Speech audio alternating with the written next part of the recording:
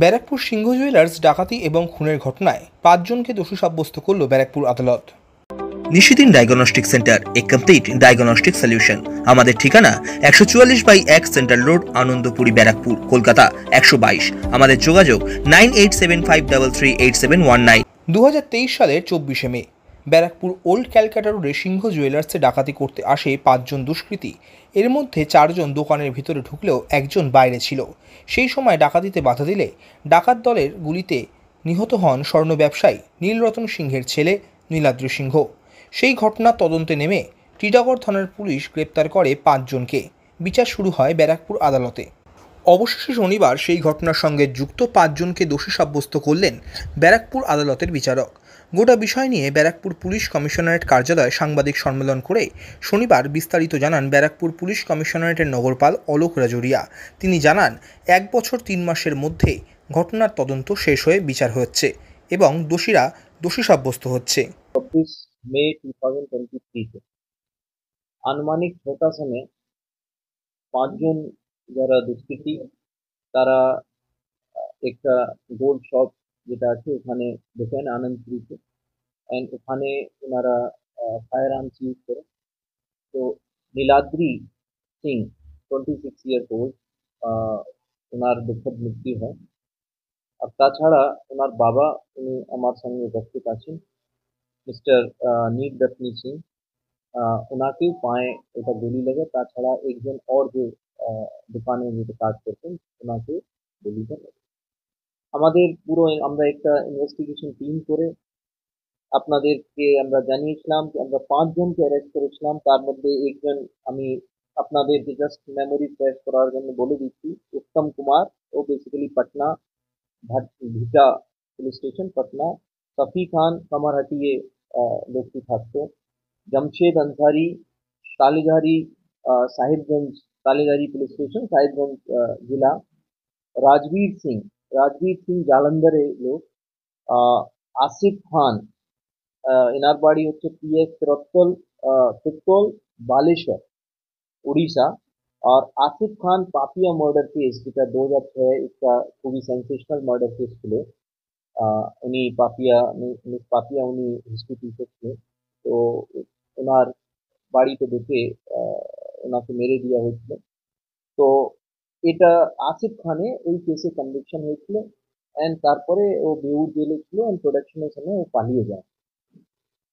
And surprisingly তখন ও নিজের পরিচয় যেটা আছে সেটা আশিস কুমার রয় নামে এটা দিয়েছিল। তার জন্য আমার ইনভেস্টিগেশনেও একটা সমস্যা আমরা ইনিশিয়ালি ফেস করেছিলাম, আর অনেক এফর্টস লাগিয়ে সেটা এই মিস্ট্রিটাকে আমরা রিজলভ করতে পেরেছিলাম কি ইয়েস আমরা we are at the correct target, on the correct direction. Rajbir Singh আপনারা জানেন এখান থেকে এই ক্রাইমটা করার পরে পাঞ্জাবেও একটা ক্রাইম করেছিল, ওখানে ও গুলি চালিয়েছিলেন। যাই হোক, তারপরে আমরা উইদিন 90 ডেজ 17 আমরা অগস্টে এই চার্জশিটটা আমরা দেই। তারপরে সাপ্লিমেন্টারি চার্জশিটে রিলিজ করা হয়। তারপরে আমরা গভর্নমেন্টকে অনুরোধ করি এক দক্ষ পিপি কে নিযুক্ত করার জন্য, অ্যান্ড মিস্টার বিভাস চ্যাটার্জি উনি আমার সঙ্গে উপস্থিত আছেন। ওনাকে গভর্নমেন্ট এটা এই কেসের জন্য স্পেশাল পিপি করে। আজকে এই দিনটা যে আছে আমার জন্য একটা খুবই হাই স্যাটিসফ্যাকশন যে আমরা ব্যারাকপুর পুলিশ কমিশনারেট যে কথা দিয়েছিল যে ভিকটিম যে ছেলের বাবাকে, সেই কথাটা আজকে আমরা আমাদের বিভাসবাবু প্রচুর চেষ্টা করেছেন, উনিও আশ্বাস করেছিলেন, অ্যান্ড সেই কথাটা আমরা রাখতে পেরেছি, অ্যান্ড আজকে আমরা এই কেসে কনভিকশন পেয়েছি। নাও বিশেষভাবে আমি এটা বলবো এই ইনভেস্টিগেশন আমার সঙ্গে আইও আছে Indrajit, he has work very hard, and এখানে এই ইনভেস্টিগেশনটা খুবই ডিফিকাল্ট ছিল, যেখানে উনি পুরো ইনভেস্টিগেশন টিম যে এভিডেন্সেস ছিল সেই এভিডেন্সেসকে সাইন্টিফিক্যালি পুরোভাবে আনিয়েছিল। তার মধ্যে একটা অন্যতম প্রমুখ যেটা হচ্ছে সেটা হচ্ছে আপনারা জানেন ব্লুটুথ ডিভাইস ম্যাচ, একটা ব্লুটুথ একটা ব্যাগে ও ব্যাগ ছেড়ে দিয়ে পালিয়ে গেছিল, তার মধ্যে আমরা একটা ব্লুটুথ পেয়েছিলাম। সেটা কোন মোবাইলের সঙ্গে পেয়ারিং আছে সেই আমরা যাচাই করে বের করি অ্যান্ড ওই মোবাইলটা সিজ করি অ্যান্ড কোর্ট আশ্বস্ত হয় আমরা যেটা এভিডেন্স।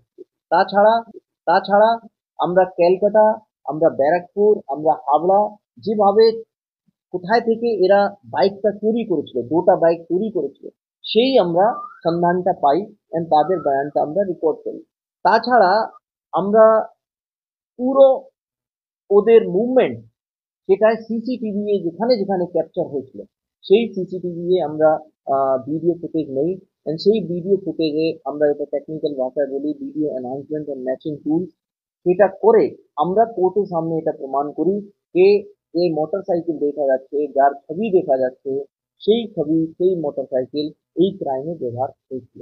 কোর্ট সেটাকে আহ, আশ্বস্ত হয়। তাছাড়া আমরা গেট প্যাটার্ন যেভাবে মানুষ চলে সেই গেট প্যাটার্নটাও আমরা এখানে ব্যবহার করি and thanks to mister Bibhas Chatterjee, উনি যেটা আছে এইসব এভিডেন্স গুলো পার্টিকুলারলি এই ডিজিটাল এভিডেন্স গুলো যেটাকে খুব রাইট ব্লকার আমরা বলি টেকনিক্যাল ল্যাঙ্গুয়েজে, কোর্টকে এটা আশ্বস্ত করার জন্য কোনোই এভিডেন্স সঙ্গে কোনোভাবে ছেড়ছাড় হয়নি সেটা উনি পুরোপুরি প্রুভ করেছেন।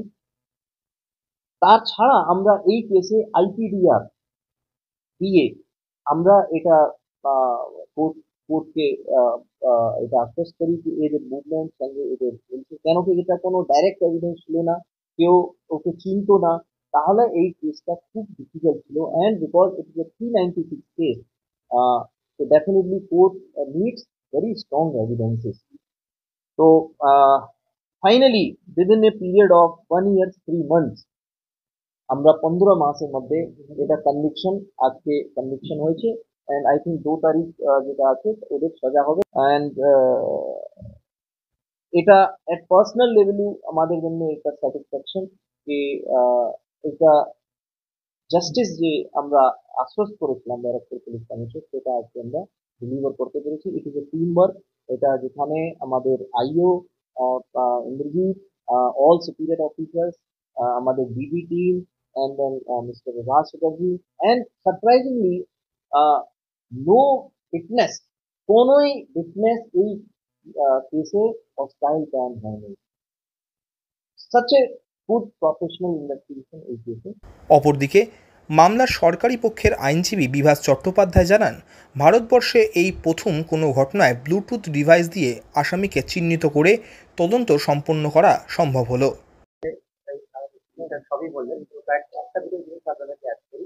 সেটা হচ্ছে যখনই মামলা আমি পিও ভিজিটে যাই তখন আমি মানে পিও ভিজিটের সময় আমার সঙ্গে এনার দেখা হয়। আমাদের কমপ্লেনের মারা গেছেন তার বাবা, ওনার একমাত্র ছেলে, ওনার আর কেউ নেই। ওনার স্ত্রীর অবস্থাও খুব মানসিকভাবে পুরো ভেঙে পড়েছে, ওষুধের উপর উনি বেঁচে আছেন। পিওতে যখন আমি যাই উনি আমার হাতটা ধরে বলেছিলেন যে আমি জাস্টিস পাবো তো, আমি তার ছেলেকে ফেরত পাবো না। এটা একটা বিরাট চ্যালেঞ্জ ছিল আমার ক্ষেত্রে, সেটা আমি ক্ষেত্রে রিপ্রেজেন্ট করি। আমার মনে হয় আজকে আমরা সেই দায়িত্বটা সেটা হলে পান, এটাই আমার কথা। আর টেকনিক্যাল ম্যাটার বললেন যে আইপিডিএর যে লোকেশন এবং ভারতবর্ষের যে টাইমস অফ ইন্ডিয়া রিপোর্টের আমরা অল ইন্ডিয়া রিপোর্টে যা পাচ্ছি যাতে ভারতবর্ষের এটা প্রথম কেস যেখানে ব্লুটুথ ডেটা দিয়ে মার্ডার চেষ্টা, এটা কিন্তু ভারতবর্ষের কাছে প্রথম এখনো বলছি। তো এই আমাদের এই কাজটা আগামী দিনে আমার মনে হয় যেটাকে এক্সাম্পল হয়ে থাকবে এবং সারা ভারতবর্ষের প্রতিটি পুলিশ অফিসার ইনভেস্টিগেশন করার সময় এই ধরনের টেকনোলজি আইপিডিআর যে লোকেশন কাটাতি করার সময় চারজন ভেতরে ঢুকেছে, বাইরে একজন দাঁড়িয়ে আছে, এক্স্যাক্টলি তার আইপিডিআর লোকেশন, মোবাইলের লোকেশন আমি ওকে এক্সিবিট করেছি ল্যাডলং দিয়ে, এবং এই পুরো জায়গাটা মানে আমাদের পিওর ল্যাডলং এর সঙ্গে আসলে যে ল্যাডলং ম্যাচ হয়ে গেছে ল্যাটিটিউড লঙ্গিটিউড, যার ফলে এই জায়গা থেকে টেকনোলজি যে সেভাবে উঠে এসেছে তাতে একটা খুব আনন্দের জিনিস এটাই যে মামলাটা টেকনোলজিক্যালি আগামী দিনে ভবিষ্যৎ টেকনোলজি, সেই টেকনোলজি একটা দিশা দেখাবে এই মামলাটা। আমার মনে হয় যে কনভেনশনাল মার্ডার, রেপ, ডাকাতি এই ধরনের মামলাগুলো টেকনোলজি বা ডিজিটাল এভিডেন্স কতই ইম্পর্টেন্ট হবে এই মামলাটা সারা ভারতবর্ষকে দেখবে। অপরদিকে স্বর্ণ ব্যবসায়ী তথা নিহত নীলাদ্রি সিংহের বাবা নীলরতন সিংহ জানান, আমার মহামান্য আদালতের কাছে আমার একটাই আবেদন যে আমার ছেলে তো চলে গেছে, তাকে তো আর ফেরত পাবো না কোনোদিনও, কিন্তু আমার এই ছেলের যে দোষী যারা যে দোষী সাব্যস্ত হয়েছে তাদের যেন চরম শাস্তির ব্যবস্থা করে। আমি চাই যে এদের ফাঁসি হোক, প্রত্যেকের কারণ আমার এটা মহামান্য আদালতের কাছে আমার একটা অভিযোগ। আর কোনোদিনও যেন কোনো জায়গায় এইসব জিনিস না হয়, কারণ এরকম ডাকাতি আমাদের সোনার দোকান অনেক আছে। যদি এরকম ডাকাতি হয় তাহলে মানে আমি চাই না যে আমার মতন যেন কোনো বাবা মা এরকম অনাথ মানে ছেলে হারা হয়ে যায়। আমি আজকে ওর মা দিনের পর দিন ওষুধ খেয়ে যাচ্ছে। আমি কিছুতেই ওষুধ করতে পারছি না। এখনো পর্যন্ত রেগুলার চলে যায়। আমি কিভাবে যাই হোক, মহামান্য আদালতের কাছে আমার একটাই অভিযোগ, মহামান্য আদালত যেন এটা একটা চরম শাস্তির ব্যবস্থা করে।